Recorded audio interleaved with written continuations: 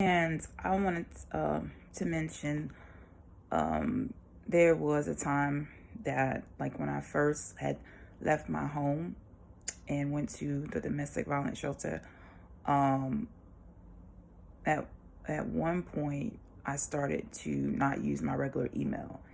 And I was like, trying to get all of that hacking, trying to get unhacked and so forth. But um, I had begun to use another email. I wrote down the password, and I did it more than one time. And like Jonathan and his goons pretty much kicked me out of the email.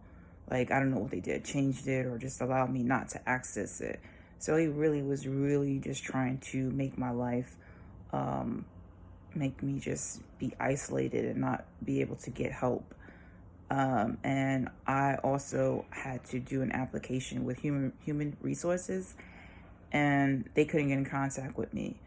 I did have an alternate number. I believe some of my alternate numbers, I can't remember exactly. I think they got disconnected, or I just wasn't able to get the call. But I do know that I wasn't able to complete the application. And during that time, it was COVID, in the midst of COVID, the COVID, it was COVID, and it was where human resources was not giving any type of in-person interviews.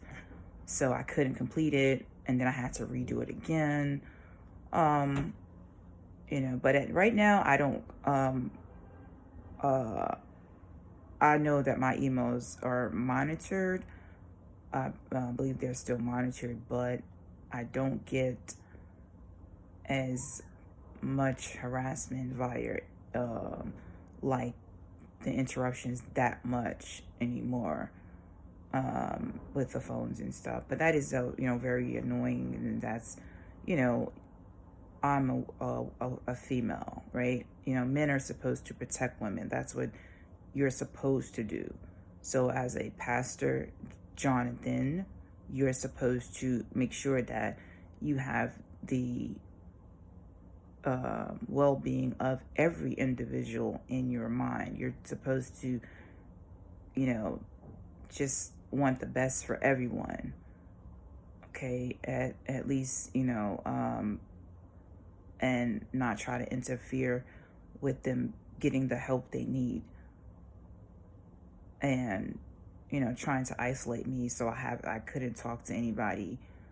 And you took my it kicked me out of my email. And I know I wrote the password down. I know exactly what I did. And like I said, it happened more than one time. So my word for today, for the people that are those people that are especially leaders, like if you're a leader, stay away from extramarital affairs, briberies, things that are corrupt and that could taint your name.